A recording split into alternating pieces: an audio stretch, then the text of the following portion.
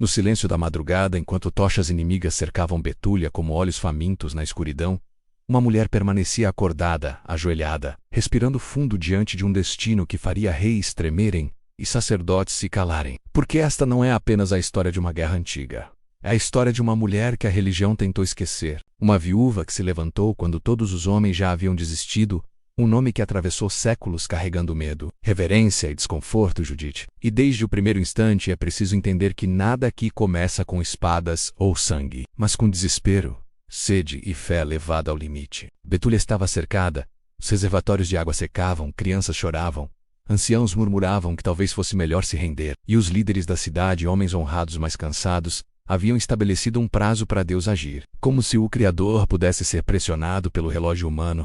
E é nesse ponto que a narrativa se torna perigosa, porque quando a fé vira cálculo e a esperança vira negociação, surge alguém disposto a romper todas as expectativas. Judite não era jovem, ingênua nem mulher frágil. Era viúva, rica, respeitada, profundamente devota. Alguém que conhecia as escrituras, os jejuns, as orações e, mais importante, conhecia o coração humano. E quando ela ouve que os líderes pretendem entregar a cidade se Deus não agir em 5 dias, sua indignação não é barulhenta, é cortante. Ela os confronta com palavras que ainda hoje incomodam líderes religiosos. Quem são vocês para colocar Deus à prova?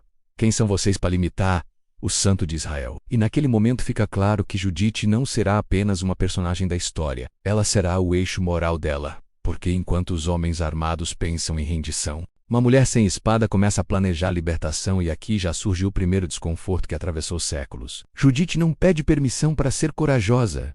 Ela não espera a validação institucional. Ela se coloca diante de Deus e assume uma responsabilidade que ninguém mais quis carregar. E é exatamente isso que torna esse livro tão perturbador para certas tradições. Porque ele mostra que a fé verdadeira não obedece hierarquias quando estas perdem a coragem. Judite se retira para sua casa. Veste-se de pano de saco, cobre a cabeça de cinzas, jejua, ora, chora, não como alguém desesperado, mas como alguém que está se alinhando a algo maior. E enquanto o exército inimigo liderado pelo poderoso general Holofernes celebra antecipadamente a vitória embriagado pelo próprio poder, Judite afia algo muito mais perigoso do que uma lâmina: a convicção. E é nesse contraste que a introdução desta história se torna cinematográfica. De um lado, tendas iluminadas, vinho, arrogância, soldados confiantes do outro. Uma casa silenciosa, uma mulher em oração. E o espectador, atento, começa a perceber que o verdadeiro campo de batalha não está fora dos muros, mas dentro do coração humano. Porque esta história nunca foi apenas sobre Israel contra a Síria, foi sobre fé contra a soberba, obediência contra a força bruta, e, sobretudo, sobre como Deus age quando tudo indica que ele está em silêncio. Judite então faz algo que redefine completamente o rumo da narrativa. Ela se levanta da oração não para fugir, não para negociar, mas para agir. Ela troca as vestes de luto por roupas elegantes, perfume e se arruma os cabelos, não por vaidade, mas por estratégia. E aqui a história começa a tocar em temas que muitos prefeririam não discutir. Beleza como ferramenta, inteligência como arma, astúcia como instrumento divino. Judite entende algo que poucos personagens bíblicos entenderam com tanta clareza. O inimigo não cai apenas pela força, cai pelo próprio orgulho. E enquanto ela se prepara, o texto nos convida a encarar uma pergunta desconfortável. Por que essa história foi considerada perigosa? Por que foi rotulada como ficção? Por que foi empurrada para as margens da Bíblia por parte da cristandade? Será apenas por erros históricos? Ou porque ela revela um Deus que não se limita aos papéis que nós gostaríamos de impor? Desde os primeiros séculos, o livro de Judite incomodou não por falta de espiritualidade, mas por excesso dela. Uma espiritualidade que se manifesta em ação ousada, que mistura oração com risco, fé com decisão. E à medida que esta introdução avança, fica impossível ignorar o clima de algo proibido, como se estivéssemos abrindo um manuscrito que deveria permanecer fechado, não porque é falso, mas porque é poderoso demais. Judite não é apenas uma heroína, ela é um espelho, e espelhos assustam porque obrigam quem olha a se enxergar, especialmente quando mostram que a coragem pode vir de onde menos se espera. Enquanto Betúlia aguarda o fim, Judite caminha em direção ao começo de algo que mudará tudo, acompanhada apenas por sua serva. Ela atravessa os portões da cidade não como fugitiva, mas como alguém que sabe exatamente o que está fazendo. E o texto bíblico faz questão de destacar que, antes de cada passo decisivo, Judite ora, não pedindo sucesso pessoal, mas pedindo que Deus use sua mão para quebrar o orgulho dos inimigos de Israel. E essa frase sozinha já carrega a semente de todo o conflito teológico que virá, porque Deus não apenas permite a estratégia de Judite, ele a abençoa. E é aqui que a promessa feita no início deste vídeo começa a se revelar. Esta história não foi removida ou esquecida. Por acaso ela toca em algo profundo demais: o papel da mulher na batalha espiritual. O uso da inteligência como expressão de fé. A ideia de que Deus pode agir fora dos modelos confortáveis. E se você chegou até aqui, já percebeu que esta não é uma narrativa suave. Ela é afiada, provocadora, viva, e ainda nem chegamos ao sangue, nem à espada, nem à decapitação que atravessou a história como um trovão. Porque antes da queda de Holofernes existe algo ainda mais poderoso acontecendo. A queda da certeza humana de que força sempre vence. Esta introdução não existe apenas para contextualizar ela, existe para preparar você, porque os segredos que virão a seguir não são curiosidades bíblicas, são chaves espirituais. Algumas confortam, outras confrontam. E no final, quando o segredo número 1 for revelado, você entenderá por que Judite continua sendo uma das figuras mais subversivas de toda a tradição bíblica. Uma mulher que não esperou ordens, não pediu desculpas e não aceitou que o medo tivesse a palavra final. E agora que o cerco está montado, a tensão estabelecida, e a personagem apresentada, a pergunta inevitável ecoa: o que acontece quando a fé decide agir e até onde Deus está disposto a ir para salvar seu povo usando exatamente quem o mundo menos espera.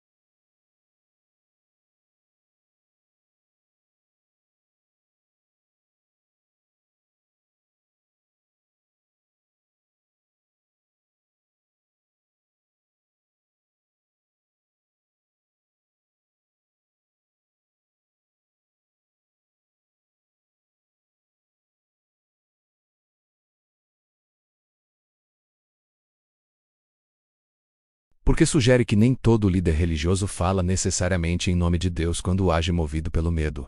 Outro ponto sensível é a forma como Deus age na narrativa. Ele não aparece abrindo mares nem enviando fogo do céu.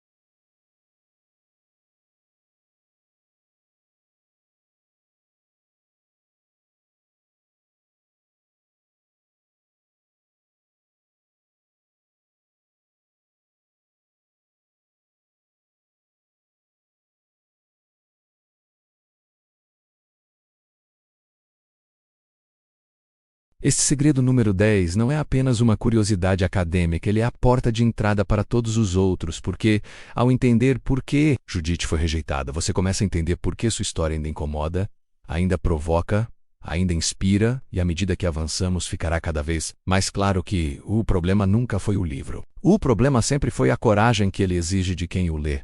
Porque Judite não permite uma fé confortável, ela chama o leitor para a arena. E a pergunta que fica no ar ao final deste capítulo é simples e perturbadora. Se Deus ainda age como agiu através de Judite, quantas histórias semelhantes nós estamos ignorando hoje por não se encaixarem no que consideramos aceitável?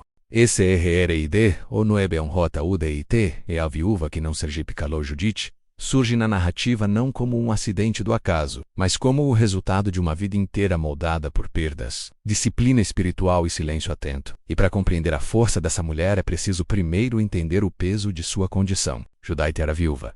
E no mundo antigo isso não era apenas um estado civil, era uma sentença social, significava vulnerabilidade, exposição, dependência. Muitas viúvas desapareciam na margem da história, tornavam-se invisíveis, mas Judite transforma essa condição em um espaço de autoridade moral. Ela não se casa novamente. Não por falta de oportunidade, mas por escolha, permanece. Fiel à memória do marido, administra seus bens, governa sua casa e, acima de tudo, governa a si mesma. O texto bíblico faz questão de enfatizar que ela era rica, respeitada e profundamente piedosa. Não apenas alguém que acreditava em Deus, mas alguém que vivia uma fé disciplinada, marcada por reruns regulares, orações constantes e obediência consciente à lei. Judite conhece as Escrituras.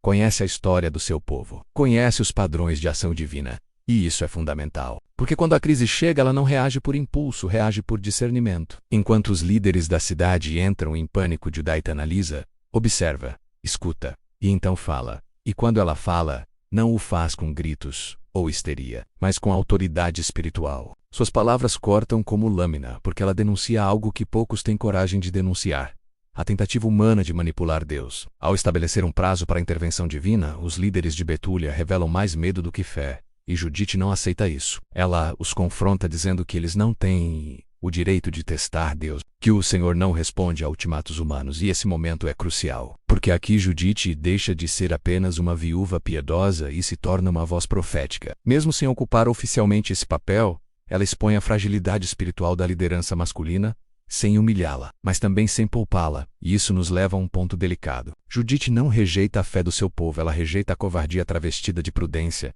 e ao fazer isso ela assume um risco enorme, porque confrontar líderes em tempos de crise pode custar a reputação, apoio e até a própria vida. Mas Judite não negocia com o medo. Ela entende algo que muitos ignoram, que a verdadeira fé não se mede pela ausência de dúvida, mas pela disposição de agir apesar dela. O texto então nos conduz para dentro da intimidade de Judite, sua casa, seu quarto, seu espaço de oração. E ali vemos que sua força não nasce da autoconfiança, mas da dependência absoluta de Deus. Judite jejua, veste-se de luto, derrama lágrimas, clama pela memória das alianças feitas com Abraão, Isaque e Jacó. Ela não pede glória pessoal.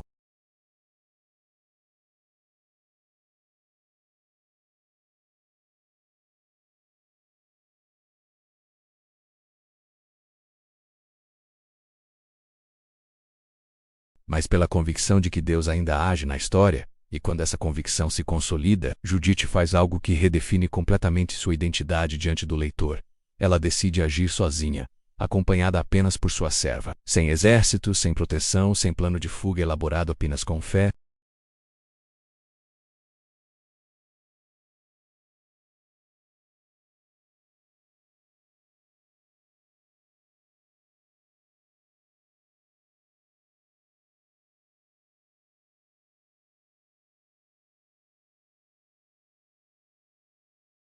Mas com propósito espiritual. Ela não pede autorização porque entende que sua autoridade vem de outro lugar. E isso torna sua figura profundamente desconfortável para leituras religiosas que preferem mulheres passivas.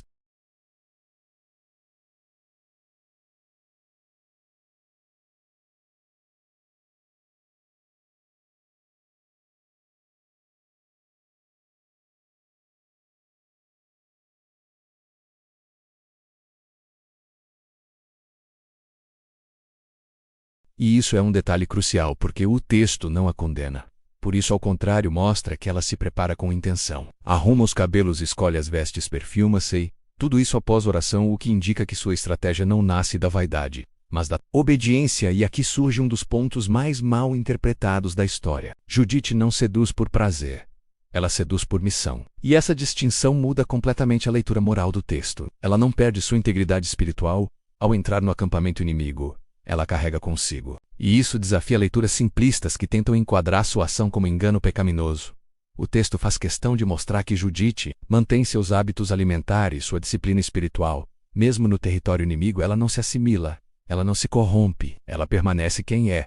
E isso reforça a ideia de que sua força vem de dentro, não das circunstâncias ao longo deste capítulo. Fica claro que Judite representa algo maior do que uma personagem histórica ou literária. Ela é um arquétipo, a viúva que perdeu tudo menos a fé, a mulher que foi empurrada para a margem, mas encontrou ali um ponto de apoio para agir. A pessoa que ninguém esperava que se levantasse, e que justamente por isso se torna instrumento de libertação. Este segredo número 9 revela que Judite não é poderosa, apesar de ser viúva. Ela é poderosa porque transformou sua dor em discernimento.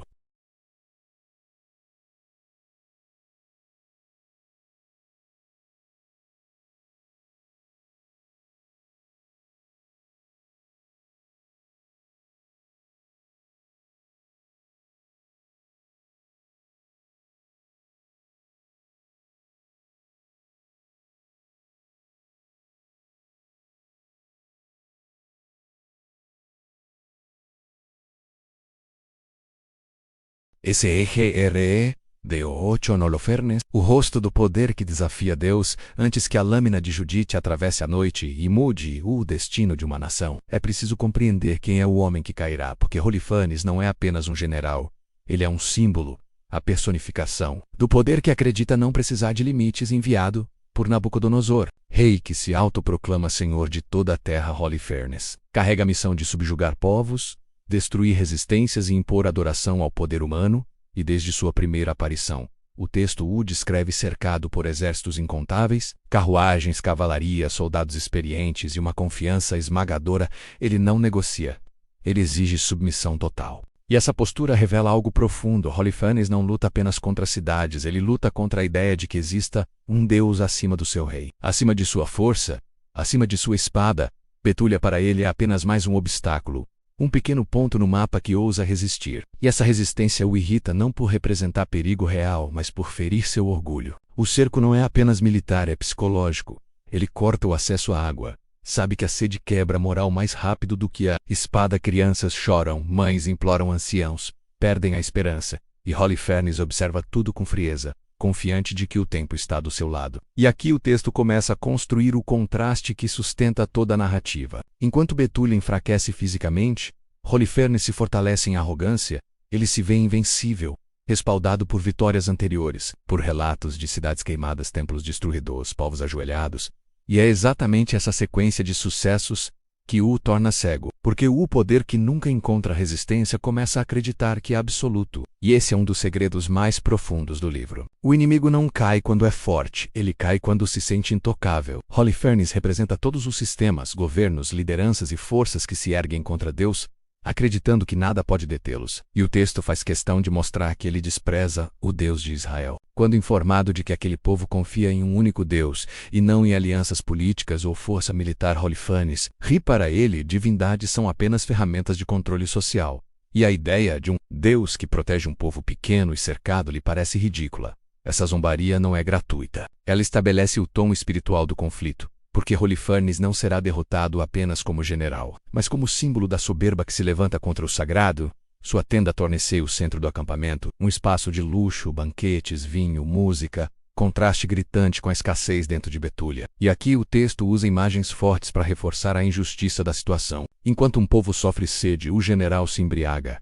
Enquanto crianças enfraquecem, soldados festejam. E essa assimetria prepara emocionalmente o leitor para aceitar a queda violenta que virá, porque a narrativa não glorifica a violência, mas a apresenta como resposta ao abuso de poder. Holofernes também é descrito como alguém cercado por bajuladores, oficiais que confirmam tudo o que ele diz, que alimentam sua vaidade. E isso cria uma bolha perigosa, porque ninguém o confronta, ninguém o alerta, ninguém ousa questionar suas decisões. E é nesse ambiente que Judite entrará, não como ameaça visível, mas como algo que o poder nunca leva a sério. Uma mulher sozinha, estrangeira, bela, aparentemente frágil, E essa é uma das ironias mais refinadas do texto. Holofernes cai não porque Judite é forte aos olhos do mundo, mas porque ela é invisível aos olhos da soberba. Ele a subestima desde o primeiro momento, e essa subestimação é fatal. O texto deixa claro que Holofernes acredita controlar tudo, inclusive as pessoas. Ele vê Judite como mais uma conquista, mais um objeto que confirma seu domínio. E essa leitura distorcida da realidade é o que o impede de perceber o perigo espiritualmente. Holofernes representa a mente que não reconhece limites, que confunde sucesso com aprovação divina, que interpreta poder como direito absoluto. E essa leitura espiritual torna a sua queda inevitável. Porque a Bíblia, em diversas passagens, deixa claro que Deus resiste aos soberbos. E Judite é o instrumento dessa resistência ao aprofundar esse segredo número 8. Fica evidente que o livro não constrói Holofernes como vilão caricatural. Ele é convincente, inteligente, estrategista, e justamente por isso sua derrota é tão impactante. Porque mostra que nem inteligência nem força garantem vitória quando estão desconectadas da humildade diante de Deus. O cerco de Betúlia, visto sob essa lente, não é apenas uma estratégia militar, é um teste espiritual para o povo, para os líderes e para o próprio Holofernes, enquanto os líderes de Betúlia falham ao tentar impor prazos a Deus. Holofernes falha ao acreditar que Deus não existe ou não interfere. Ambos erram, mas apenas um será destruído. Porque o erro da soberba sempre cobra um preço mais alto. Ao final deste capítulo, a imagem de Holofernes está clara, não apenas como homem, mas como arquétipo do poder que se distancia da justiça, da compaixão e da reverência. E isso prepara o terreno para o momento mais chocante da narrativa. Porque quando Judite atravessar o acampamento inimigo, não estará apenas entrando na tenda de um general, estará entrando no coração do orgulho humano. E a pergunta que começa a se formar na mente do leitor é inevitável. Como algo tão grande pode cair por meio de alguém tão improvável? E a resposta, como o livro deixará claro, não está na espada, mas na mão invisível que conduz a história. Segredo 7. A noite da decapitação. Há momentos na história bíblica em que o silêncio fala mais alto do que qualquer trombeta. E a noite em que Judite entra na tenda de Holofernes é um desses momentos, porque tudo o que foi preparado nos capítulos anteriores converge para esse ponto único, irreversível, carregado de tensão espiritual e humana. Judite atravessa o acampamento inimigo, não como prisioneira, mas como convidada. Os soldados abrem caminho. Os olhares a seguem, curiosos, desejosos, despreocupados. Ninguém vê ameaça naquela mulher elegante que caminha com passos firmes e olhos atentos. E essa cegueira coletiva já é um sinal de que algo maior está em ação. Holofernes a recebe com interesse imediato, encantado por sua beleza, por suas palavras calculadas, por sua aparente submissão. Judite fala com precisão, não exagera, não tropeça, não demonstra medo. Ela constrói uma narrativa que alimenta exatamente aquilo que Holofernes mais valoriza. A ideia de controle. Ela diz que seu povo será entregue, que conhece os erros espirituais que levarão Israel à derrota, que veio para se salvar, e cada palavra que ela pronuncia encontra eco no orgulho do general. Porque ele não quer apenas vencer militarmente, ele quer ser confirmado como inevitável. O texto deixa claro que Judite não improvisa. Ela observa, responde, ajusta. Sua inteligência é tão afiada quanto a lâmina que em breve estará em suas mãos. E enquanto isso, Holofernes se entrega ao vinho, bebe mais do que nunca havia bebido. O banquete se prolonga. Risos ecoam. O general se embriaga não apenas de álcool, mas de si mesmo. E aqui o contraste espiritual se intensifica. Enquanto Judite permanece sóbria, vigilante, fiel às suas práticas, Holofernes perde o controle. E essa perda não é apenas física, é simbólica. O poder que se embriaga sempre se torna vulnerável. A noite avança, os servos se retiram, a tenda se fecha, o silêncio cai como um peso. E o texto bíblico descreve esse momento com uma sobriedade que torna tudo ainda mais perturbador. Holofernes está estendido sobre o leito, inconsciente, entregue. E Judite fica sozinha com o homem que simboliza a ameaça total ao seu povo. E antes de qualquer ação, ela ora. Não uma oração longa, não um discurso, mas um clamor direto, pedindo força, pedindo que Deus confirme aquele instante como parte de seu plano. E esse detalhe é fundamental porque remove qualquer dúvida sobre a motivação da ação. Judite não age por ódio pessoal, nem por vingança. Ela age por obediência, por convicção de que aquele momento define o destino de uma nação. Então ela se aproxima, segura a espada de Holofernes, uma arma pesada, símbolo do poder que o sustentava. E aqui o texto alcança um nível de simbolismo quase insuportável. A mesma espada que destruiu cidades agora será instrumento da queda do seu dono. Judite puxa a espada com dificuldade, posiciona-se, respira fundo, e então desfere o golpe não uma vez, mas duas. E a cabeça de Holofernes se separa do corpo. O texto não romantiza o ato, não o suaviza, mas também não o glorifica. Ele o apresenta como fato, como consequência, como ruptura definitiva. E nesse instante, o poder que parecia invencível cai em silêncio absoluto, sem exército, sem gritos, sem glória, apenas uma mulher, uma espada e um corpo sem vida. Judite envolve a cabeça em um saco, chama sua serva, e juntas deixam o acampamento como se nada tivesse acontecido, passando pelos guardas que dormem, atravessando a escuridão, carregando o símbolo máximo da vitória. E aqui o leitor é confrontado com a natureza chocante desse segredo. A salvação de Israel não veio por um milagre visível, mas por um ato violento realizado por alguém improvável. E isso levanta questões profundas. Até que ponto Deus usa ações humanas duras para cumprir seus propósitos? Por que essa cena incomoda tanto leitores modernos e antigos? A resposta começa a se formar quando entendemos que a decapitação não é apenas um ato físico. Ela é um símbolo espiritual.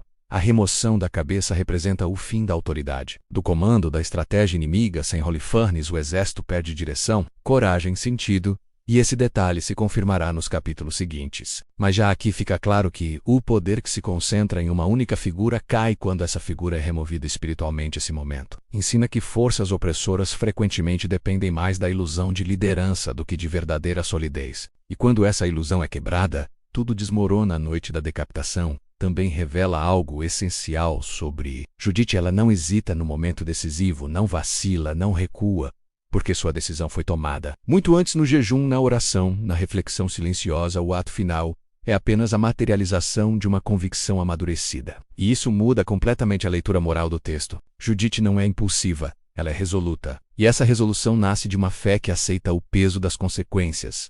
Ao final deste capítulo, o leitor não sente alívio, sente impacto, porque percebe que a história atravessou um ponto sem retorno. O inimigo caiu, mas a forma como caiu não permite neutralidade, ela exige posicionamento. Ou se aceita que Deus pode agir de maneiras desconfortáveis, ou se rejeita a história por completo. E talvez seja exatamente por isso que esse seja um dos segredos mais perturbadores do livro de Judite.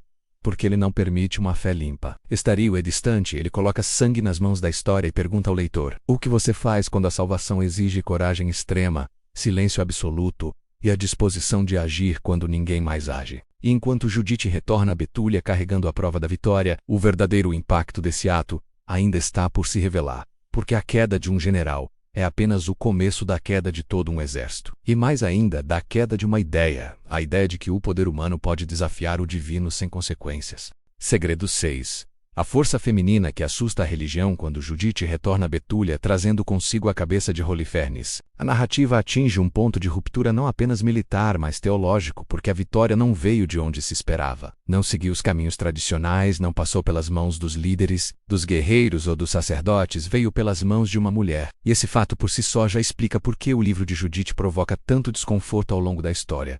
A cidade desperta. O povo se reúne. O choque é imediato, incredulidade, espanto, alegria, misturada com temor. Porque aquilo que parecia impossível agora está diante deles como prova concreta. O inimigo caiu. E caiu pela ação de alguém que a cultura jamais colocaria no centro de uma guerra. Judite, então, fala, não com arrogância, não reivindicando glória pessoal, mas direcionando imediatamente a vitória a Deus. Ela deixa claro que não foi sua beleza, nem sua força, nem sua inteligência isoladamente que salvaram Israel, mas a mão do Senhor que guiou cada passo. E ainda, assim, o texto não apaga sua participação humana, pelo contrário, ele a enfatiza, criando uma tensão poderosa. Deus age, mas age através da coragem e da decisão de Judite. E essa combinação é o que mais incomoda certas leituras religiosas.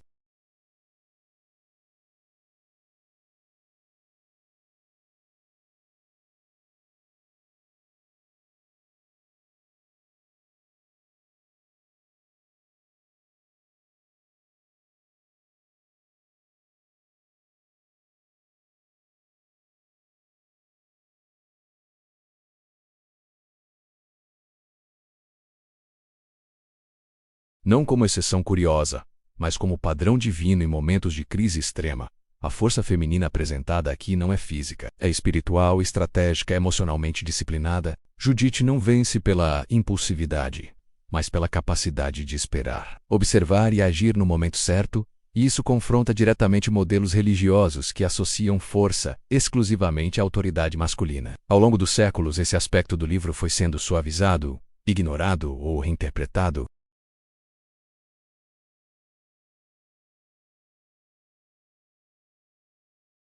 E isso ameaça sistemas baseados em controle rígido de papéis. O texto também faz algo ainda mais ousado. Ele não apresenta Judite como exceção solitária, mas como prova de um princípio maior. Deus escolhe instrumentos com base na fidelidade, não no gênero, na posição social ou no reconhecimento institucional. E essa mensagem ecoa perigosamente em qualquer época, especialmente em contextos religiosos, onde a liderança feminina é vista com desconfiança. A força de Judite não humilha os homens de Betúlia, mas os desperta. Ela os chama à ação. Orienta a estratégia seguinte. Manda que exponham a cabeça de Rolefanes sobre os muros ao amanhecer. Não como troféu de vaidade, mas como sinal psicológico de que o poder inimigo acabou. E os homens obedecem não por submissão forçada, mas por reconhecimento, porque naquele momento fica claro quem ouviu Deus e quem tentou negociar com o medo.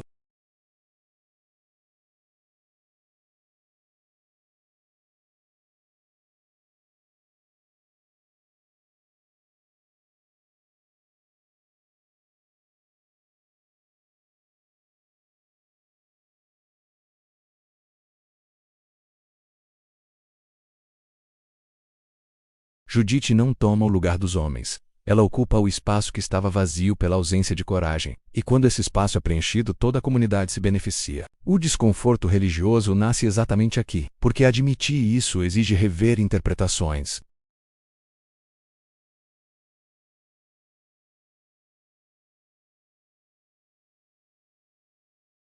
Mas o texto permanece, silencioso e persistente, desafiando cada leitor a reconsiderar suas próprias limitações impostas à ação divina. Ao final deste capítulo, a pergunta que ecoa não é apenas sobre Judite, mas sobre todos aqueles que se sentem chamados.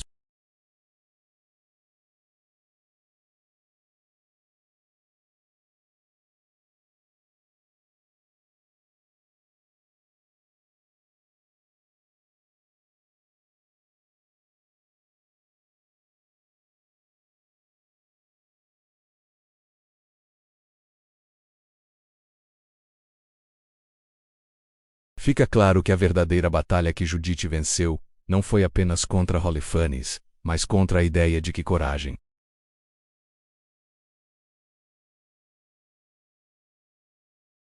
Segredo 5. Oração e jejum como armas de guerra. Antes que o sol nasça sobre Betúlia e revele ao inimigo que seu general está morto, o texto faz questão de nos conduzir de volta ao ponto que muitos ignoram quando leem essa história apressadamente. Nada do que aconteceu começou na tenda de Holofernes. Tudo começou no chão frio da casa de Judite, com joelhos dobrados, estômago vazio e uma mente totalmente rendida, porque o verdadeiro campo de batalha deste livro nunca foi o acampamento assírio, foi o lugar secreto da oração. E esse é um dos segredos mais negligenciados e ao mesmo tempo mais poderosos do livro de Judite. Ela não vence porque é corajosa. Ela é corajosa porque orou, jejuou e se preparou espiritualmente antes de agir. O texto insiste em mostrar que Judite mantém uma disciplina espiritual rigorosa, mesmo em tempos de paz. O que significa que sua força não surge apenas na crise. Ela é construída ao longo do tempo, dia após dia, e quando a crise chega, Judite não precisa aprender a orar. Ela já sabe. Não precisa aprender a confiar. Ela já confia. E isso faz toda a diferença. Enquanto os líderes de Betúlia entram em pânico e tentam negociar prazos com Deus, Judite se recolhe, jejua e ora. E aqui surge um contraste essencial. A fé ansiosa tenta controlar o resultado. A fé madura se alinha ao propósito. Judite não diz a Deus o que ele deve fazer, ela pede que ele faça o que sempre fez: proteger seu povo e quebrar a soberba dos opressores. Sua oração não é centrada nela mesma, é centrada na fidelidade divina. E isso revela uma espiritualidade profunda, enraizada na memória coletiva de Israel. Ela invoca as alianças antigas, lembra a Deus das promessas feitas aos patriarcas, não como cobrança, mas como expressão de confiança. E esse detalhe é fundamental, porque mostra que Judite conhece a história sagrada e se posiciona dentro dela. Ela não age como heroína isolada, mas como continuidade de um agir divino que atravessa gerações. O jejum, por sua vez, não é apresentado como ritual vazio, mas como gesto de esvaziamento interior. Judite esvazia o corpo para aguçar o espírito, enfraquece a carne para fortalecer a escuta, e essa prática a torna sensível ao tempo certo. Algo que muitos ignoram quando tentam agir apenas com base em impulso ou emoção. O texto deixa claro que Judite não corre para a ação. Ela espera, discerne e só então se move. E esse padrão se repete ao longo de toda a narrativa. Antes de falar com os líderes, ela ora. Antes de sair da cidade, ela ora. Antes de entrar na tenda de Holofernes, ela ora. Antes de levantar a espada, ela ora. E isso constrói uma imagem poderosa a Judite. Não separa a espiritualidade de ação. Para ela, agir sem orar seria imprudência e orar sem agir seria covardia. E essa integração é o que transforma oração e jejum em armas reais de guerra, não armas simbólicas, mas instrumentos que moldam decisões, fortalecem a coragem e alinham a vontade humana à divina.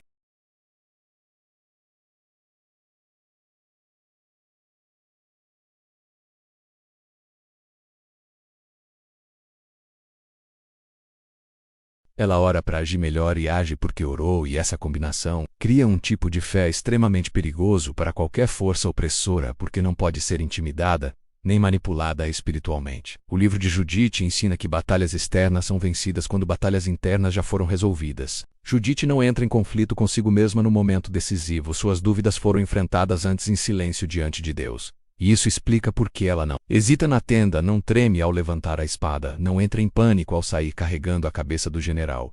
Sua paz não vem da ausência de perigo, mas da certeza de alinhamento, e essa certeza nasce na oração. Para o leitor moderno,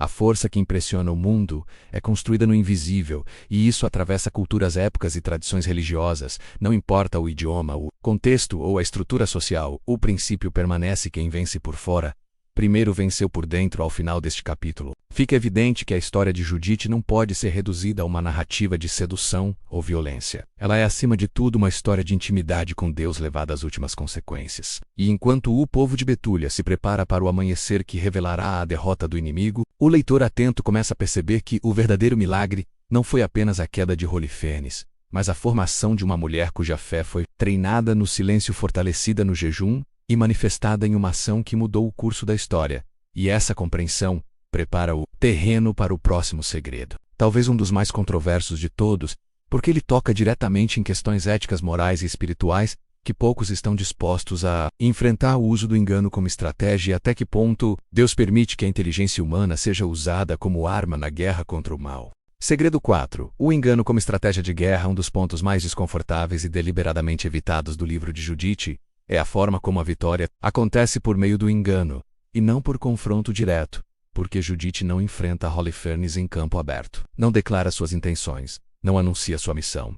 Ela mente e omite, constrói uma narrativa falsa para alcançar um objetivo verdadeiro. E isso levanta uma pergunta que atravessa séculos e divide leitores sinceros: Deus pode usar o engano como instrumento de libertação? O texto não foge dessa tensão, pelo contrário, ele a coloca no centro da história, obrigando o leitor a lidar com uma realidade moral complexa. Judite diz a Holofernes que fugiu de seu povo, que conhece os pecados que levarão Israel à derrota, que veio ajudá-lo a vencer. Tudo isso é falso, mas estrategicamente calculado, e o texto não registra nenhuma repreensão divina por essas palavras, nenhum sinal de desaprovação, nenhuma consequência negativa. Ao contrário, a narrativa insiste que Deus estava com ela, o que torna esse segredo profundamente perturbador para leituras religiosas simplistas, porque desmonta a ideia de uma moralidade mecânica, onde toda mentira é automaticamente condenada, sem considerar contexto, intenção e propósito. O livro de Judite se insere em uma tradição bíblica mais ampla, onde a astúcia aparece como ferramenta legítima em situações extremas. Job mente para proteger os espias em Jericó, e é elogiada por sua fé. Jacó usa estratégia para obter a bênção. Davi finge loucura para escapar da morte. E em todos esses casos, a Bíblia não apresenta essas ações como ideais abstratos, mas como respostas humanas complexas dentro de um mundo quebrado.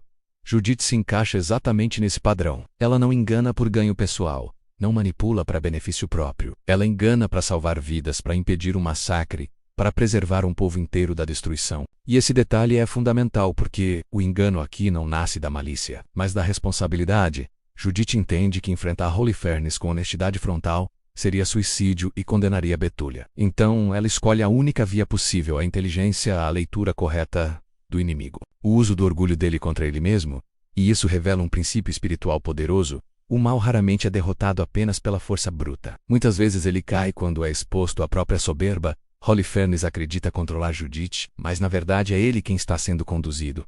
E esse jogo de percepções é o verdadeiro campo de batalha do capítulo. O texto mostra que Judite não perde sua integridade espiritual ao usar o engano, porque sua lealdade nunca muda de lado, ela permanece fiel a Deus, ao seu povo e à sua missão, e isso diferencia o engano estratégico da manipulação corrupta, uma distinção que muitos preferem ignorar por ser desconfortável demais. Espiritualmente, esse segredo ensina que Deus não é ingênuo. Ele conhece o coração humano, conhece as estruturas de poder e sabe que, em um mundo dominado pela violência, a inteligência pode ser a única linguagem que o opressor entende. Judite não se torna parecida com o inimigo por usar estratégia. Ela se mantém diferente exatamente porque sua motivação é justa. E o texto faz questão de mostrar que ela mantém suas práticas religiosas, seus alimentos puros, sua disciplina, mesmo dentro do acampamento inimigo, como se dissesse ao leitor que a astúcia não precisa significar assimilação. É possível agir com inteligência sem perder identidade. Esse segredo provoca porque obriga o leitor a abandonar respostas fáceis. Ele pergunta: o que você faz quando dizer toda a verdade significa permitir uma injustiça maior? Até onde vai a responsabilidade humana diante do mal? O livro de Judite não oferece um manual moral simplificado. Ele oferece uma história realista,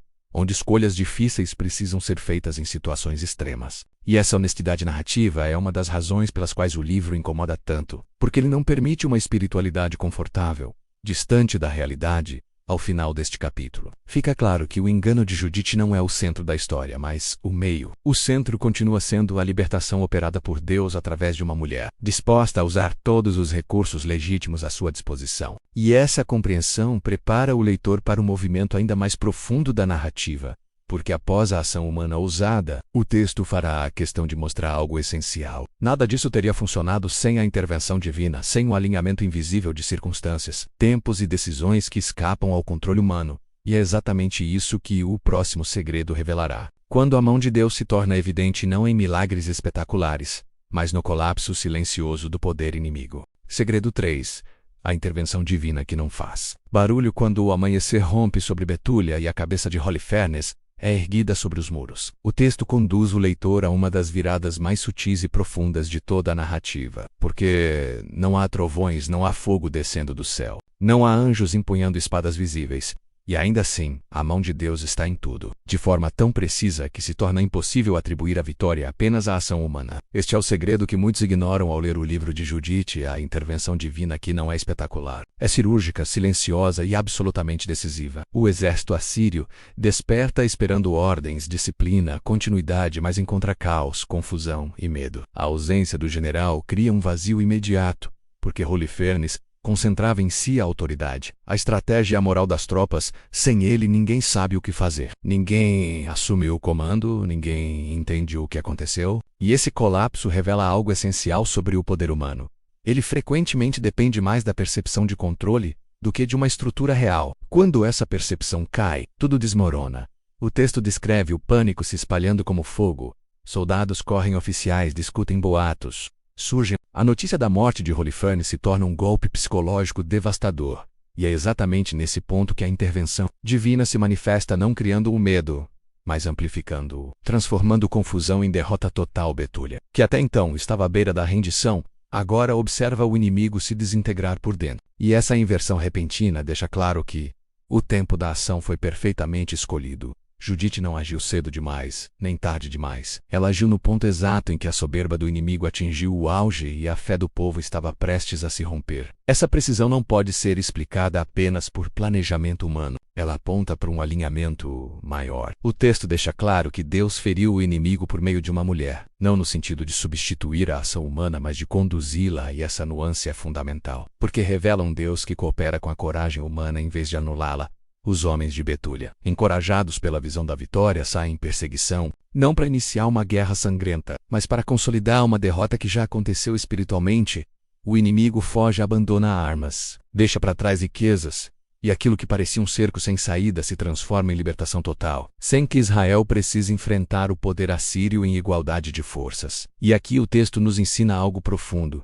Deus não precisa equilibrar forças para vencer. Ele precisa apenas quebrar a estrutura certa no momento certo. Espiritualmente, esse segredo desmonta a ideia de que a intervenção divina precisa ser visível para ser real. Muitas vezes Deus age nos bastidores, ajustando circunstâncias, tempos e decisões de forma tão precisa que, quando percebemos, a vitória já aconteceu. O livro de Judite apresenta um Deus estrategista, não impulsivo, um Deus que espera o momento exato em que a soberba se torna vulnerável. E isso tem implicações profundas para a vida do leitor. Quantas vezes esperamos sinais espetaculares e ignoramos os movimentos silenciosos que já estão em curso? Judite não esperou um sinal externo para agir, ela discerniu o tempo interno. E esse discernimento foi confirmado pelos acontecimentos. Outro detalhe importante é que o texto não atribui a derrota do inimigo à força militar de Israel, mas ao medo que Deus lançou sobre eles, um medo irracional, desproporcional, que os fez enxergar ameaça onde não havia. E esse medo é descrito como vindo de fora deles, não gerado apenas pela lógica da situação, novamente uma intervenção invisível, mas inegável. O segredo número 3 revela que Deus não precisa competir com o poder humano. Ele o desmonta. Ele não entra no jogo da força bruta. Ele muda as regras. E isso explica por que Judite precisou agir da forma que agiu. Sua ação foi a chave que abriu a porta para algo maior acontecer. Ao final deste capítulo, o leitor começa a perceber que a história não glorifica a violência, mas a obediência ao tempo de Deus, a coragem de agir quando tudo parece perdido, e a humildade de reconhecer que, mesmo quando fazemos tudo o que podemos, a vitória final não está em nossas mãos. E essa compreensão prepara o caminho para um momento de respiro emocional na narrativa. Porque após o caos vem a celebração. Após o medo vem o louvor, e o próximo segredo nos conduzirá exatamente a isso. O cântico que transforma a guerra em adoração, vitória em memória e libertação em compromisso espiritual. Revelando que a história de Judite não termina com a queda do inimigo, mas com a reafirmação de quem realmente governa a história. Segredo 2. O cântico de Judite. Quando a guerra Sergipe transforma em adoração depois do caos, do medo e da fuga desesperada do inimigo, o livro de Judite faz algo inesperado e profundamente revelador. Ele desacelera, silencia o som das armas e direciona o olhar para algo que muitos textos de guerra ignoram: o coração humano após a vitória. Porque para Judite a libertação não termina quando o inimigo cai. Ela só se completa quando a glória é devolvida a Deus. E é nesse ponto que surge o cântico, não como adorno poético, mas como declaração teológica. Judite reúne o povo e entoa um hino que ecoa os grandes cânticos da tradição bíblica, lembrando o cântico de Moisés após a travessia do Mar Vermelho e o cântico de Maria séculos depois. E essa conexão não é acidental. O texto está dizendo que o que aconteceu ali pertence à mesma linhagem de atos salvíficos. A mesma mão que abriu o mar agora derrubou um general. A mesma fidelidade que libertou escravos agora salvou uma cidade sitiada. O cântico de Judite não exalta sua astúcia, sua beleza ou sua coragem. Ele exalta a soberania divina. Ela declara que Deus é aquele que quebra guerras, que humilha os poderosos e que escolhe instrumentos improváveis para confundir os fortes. E essa escolha de palavras é poderosa porque reafirma tudo o que a narrativa construiu até aqui. Judite reconhece que foi usada, não que venceu sozinha. E essa consciência a protege de algo que derrubou muitos libertadores ao longo da história: o orgulho pós-vitória espiritualmente. O cântico funciona como uma âncora. Ele impede que a libertação se transforme em idolatria da própria coragem. O povo é convidado a lembrar, a cantar, a repetir a história, porque aquilo que não é celebrado corretamente acaba sendo esquecido ou distorcido. O texto mostra que o louvor coletivo fortalece a memória espiritual da comunidade, transformando um evento traumático em identidade compartilhada. Judite também faz algo ainda mais profundo. Ela insere a vitória em um contexto maior, lembrando que Deus sempre age em favor dos humildes, dos oprimidos e dos que confiam. E essa universalização da experiência impede que a história se torne apenas um feito local. Ela se torna um princípio. O cântico também reafirma algo essencial. A guerra não foi um fim em si mesma. Ela foi um meio doloroso para restaurar a paz. E isso muda completamente a leitura moral do texto, porque mostra que a violência não é celebrada. Ela é superada pelo louvor. A espada dá lugar à voz. O medo dá lugar à gratidão. E esse movimento é crucial para entender o coração da narrativa. Judite não permanece no papel de guerreira. Ela retorna ao papel de adoradora, mostrando que sua identidade não foi moldada pela guerra, mas pela fé. E isso é um detalhe que muitos ignoram. Ela não constrói um legado de poder político. Não assume cargos, não se torna rainha. Ela volta para sua casa, para sua vida de simplicidade e devoção. E esse retorno silencioso é tão poderoso quanto a vitória em si, porque revela que o objetivo nunca foi ascensão pessoal, mas fidelidade. O segredo número 2 nos ensina que vitórias espirituais precisam ser encerradas com gratidão consciente. Caso contrário, se transformam em sementes de queda futura. O cântico de Judite sela a libertação não apenas como fato histórico, mas como confissão de fé, e ao ouvir essas palavras, o leitor é convidado a fazer o mesmo movimento interior, reconhecer que as batalhas vencidas não pertencem apenas à nossa força, mas à graça que nos sustenta.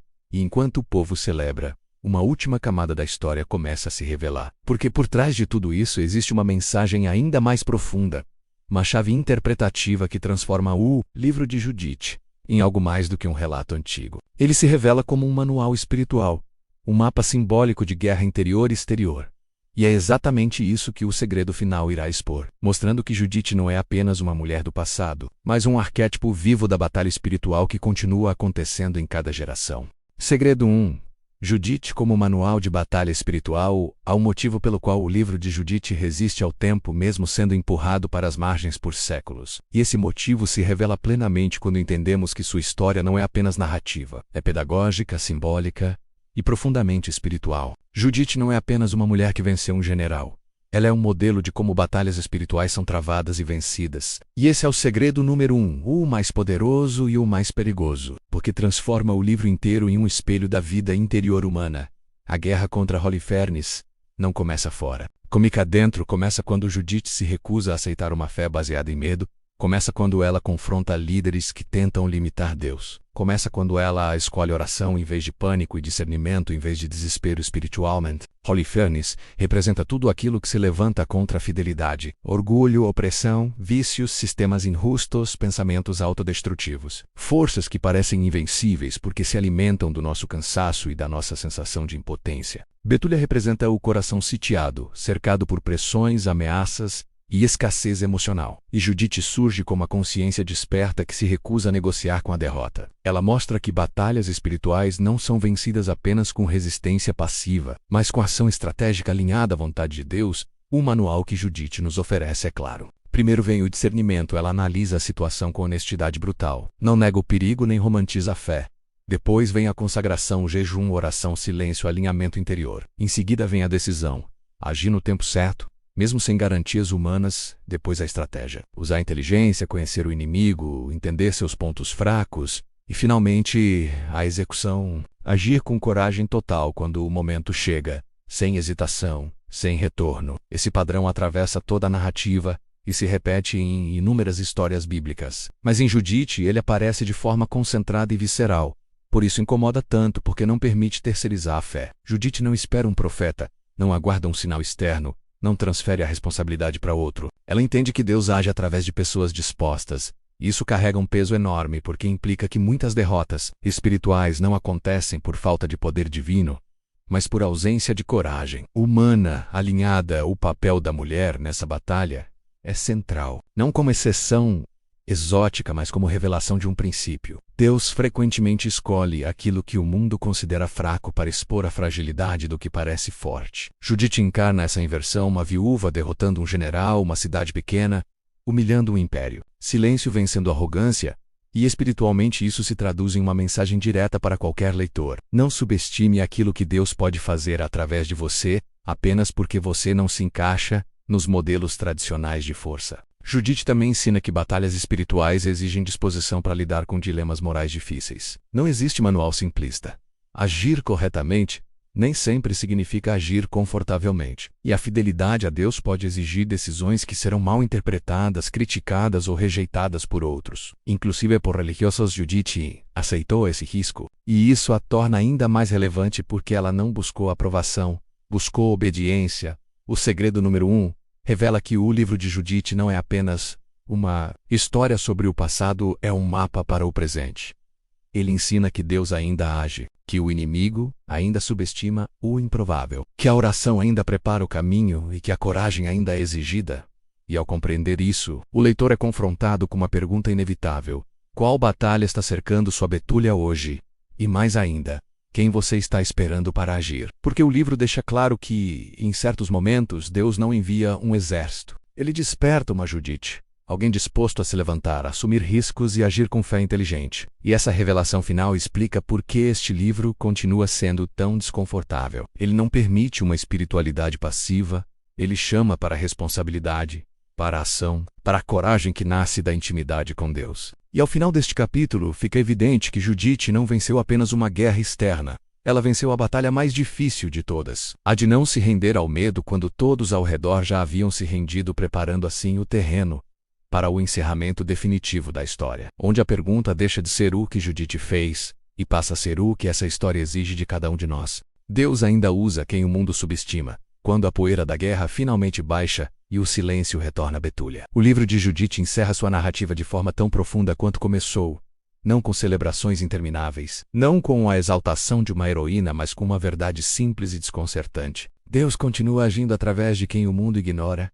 Judite não se torna rainha, não assume poder político, não constrói um monumento para si mesma, ela retorna à sua casa, à sua rotina, à sua vida de devoção silenciosa. E esse detalhe final é talvez um dos mais subversivos de toda a história, porque revela que a grandeza espiritual não precisa de palco permanente, a missão foi cumprida e isso basta. O texto enfatiza que Judite vive longos anos em respeito, honra e paz, mas nunca mais empunha uma espada. Nunca mais lidera uma ação militar como se dissesse ao leitor que aquele momento foi único, específico, necessário, não uma nova identidade a ser explorada. Judite não se apega ao papel de salvador, ela sabe que foi instrumento. E essa consciência mantém íntegra até o fim espiritualmente. Essa conclusão fecha o arco iniciado no cerco de Betúlia. Começamos com um povo à beira da rendição e terminamos com uma comunidade restaurada, não apenas fisicamente, mas espiritualmente. Porque a história de Judite deixa marcas profundas na memória coletiva, ela redefine o que significa confiar em Deus, ela expõe o perigo de negociar com o medo, ela revela que fé verdadeira exige ação alinhada, e acima de tudo, ela prova que Deus não está preso a estruturas, cargos ou expectativas humanas. Ele age através de quem está disponível, atento e disposto. O impacto dessa história atravessou séculos exatamente por isso. Porque em cada geração existem Betúlias cercadas, Holofernes arrogantes e Judites invisíveis, pessoas comuns muitas vezes silenciadas, desacreditadas ou subestimadas, que carregam dentro de si a combinação perigosa de fé, inteligência e coragem. O livro de Judite afirma algo que poucos textos ousam afirmar com tanta clareza. O problema nunca foi a falta de poder divino. O problema quase sempre é a falta de disposição humana para agir quando o tempo exige. E essa afirmação incomoda porque desloca a responsabilidade. Não podemos mais dizer que Deus não fez nada quando na verdade ele estava esperando alguém se levantar. Judite se levantou, pagou o preço emocional, espiritual e moral de suas escolhas. E por isso sua história permanece viva. Mesmo quando tentaram silenciá-la chamando-a do apócrifa, fictícia ou secundária, histórias falsas não sobrevivem ao tempo dessa maneira. Apenas histórias que tocam verdades profundas, continuam provocando, inspirando e incomodando. Ao chegar ao fim desta jornada pelos 10 segredos do livro de Judite, a pergunta que fica não é acadêmica, é pessoal. Qual desses segredos mais te confrontou? Foi a decapitação chocante de Holofernes, a força feminina que rompe estruturas, o uso da astúcia como estratégia, ou a ideia de que a batalha espiritual exige ação e não apenas oração passiva? Essa história não pede apenas admiração, ela pede posicionamento, porque toda vez que o medo tenta impor prazos à fé, toda vez que o poder se embriaga de si mesmo, toda vez que alguém improvável decide não se calar, a história de Judite se repete, talvez com outros nomes, outros cenários, outras batalhas, mas com o mesmo princípio eterno. Deus ainda usa quem o mundo subestima para confundir os fortes. Se esta história despertou algo em você, não ignore. Deixe nos comentários qual segredo mais te impactou. Compartilhe este conteúdo com alguém que precisa lembrar que coragem e fé ainda caminham juntas. Inscreva-se no canal para continuar explorando os mistérios mais profundos e provocadores da Bíblia. E lembre-se, às vezes o maior ato de fé não é esperar, é levantar-se, porque quando ninguém mais age, Deus ainda está procurando uma Judite disposta a dizer: eu vou.